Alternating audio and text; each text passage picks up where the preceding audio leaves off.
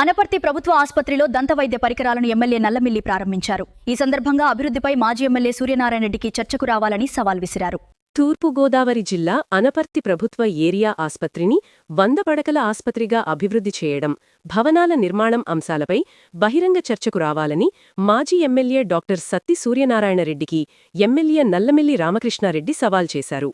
అనపర్తి ప్రభుత్వ ఆస్పత్రిలో 10 లక్షల విలువగల దంతవైద్యానికి సంబంధించిన పలు పరికరాలు, యంత్రాలను ఎమ్మెల్యే నల్లమిల్లి రామకృష్ణారెడ్డి ప్రారంభించారు. అలాగే టీబీ ముక్త్ భారత్ అభియాన్ కార్యక్రమానికి సంబంధించిన పోస్టర్లను ఆవిష్కరించారు.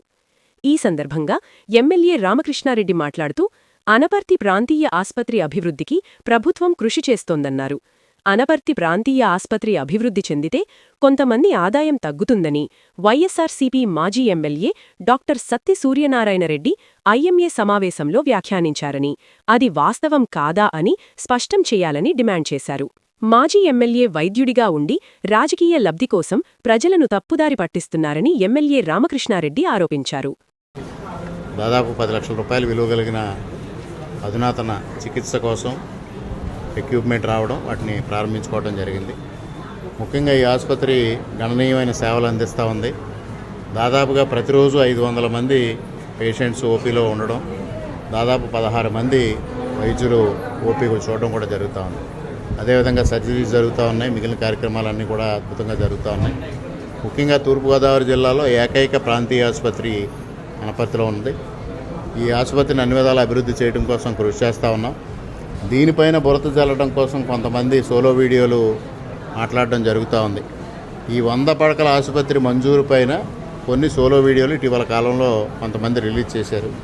వారికి ఒకటే చెప్తా ఉన్నా, ఈ 100 పడకల ఆసుపత్రి క్రమం ఏ విధంగా మొదట్లో మంజూరయ్యి దాన్ని ఎందువల్ల క్యాన్సిల్ అయింది, తర్వాత ఏ విధంగా మంజూరైంది, ఇవాళ భవనాల నిర్మాణం ఏ విధంగా సాగుతుంది, ఈ విషయాలపైన సమగ్రంగా చర్చించాలి అంటే వారిని బహిరంగ చర్చకు రమ్మని ఆహ్వానిస్తా ఉన్నా. ఫైల్స్ అన్నీ ముందు పెడతా, నోట్ ఫైల్స్ అన్నీ ముందు పెట్టి ఏ క్రమంలో ఈ 100 పడకల ఆసుపత్రి మంజూరైందో, ఎవరి ప్రతిపాదనతో అయ్యిందో కూడా నేను నిరూపిస్తాను.